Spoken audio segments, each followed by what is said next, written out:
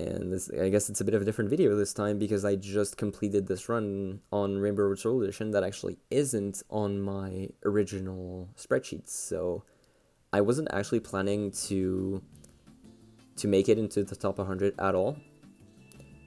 But you know what? I guess some post commentary on the track might as well, because it's in Monfou's track list.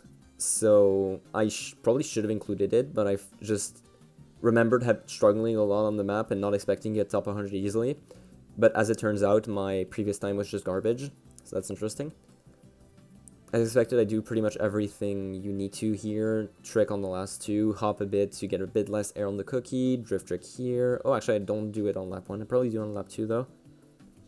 For those that are wondering, the shroom spot that I used is here, because it gives you like a bit more speed onto that. Like the other shroom spot is used is either like the ending straight or the like the uphill right at the end. On the landing you just use shroom, which I've also seen.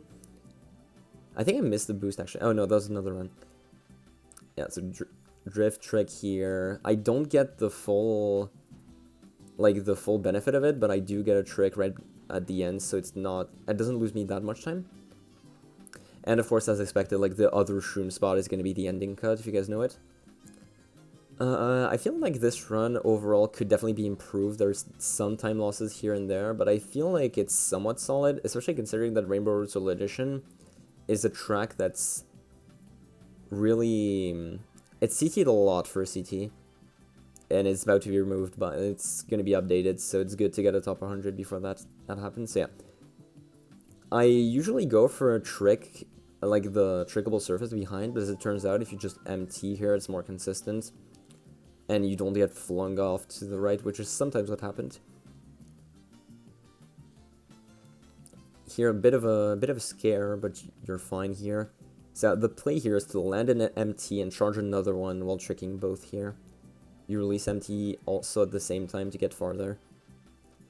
The track is a lot of fun to run IMO, like both in Mogi and of course in War and in TTs in general.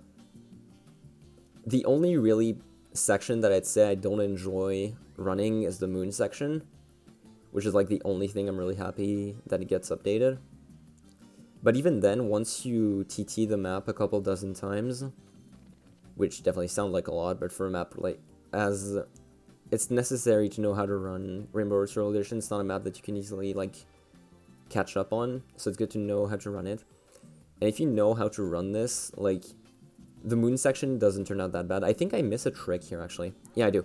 I miss a trick here, so as I said, like it's not the perfect run. It barely lands in top 80, I believe. Maybe even below that. But honestly, I'd just take it either way. I'd be glad to TT the map again if by the end of this series I lose the top 100. I'll just TT it again and get it back. Come to think of it, it didn't take me that long actually. That probably took like 30 to 40 minutes, maybe less, in order to PB. Which, granted, I spent like 6 hours on the map before that, but that was like a couple of months ago, so it really wasn't that good. So yeah, final time is 3:21.905. I'll get the splits a bit later. But yeah, hope you guys enjoyed this little top 100. That was a bit different than usual, and I probably won't do this all too often. So yeah, see you guys.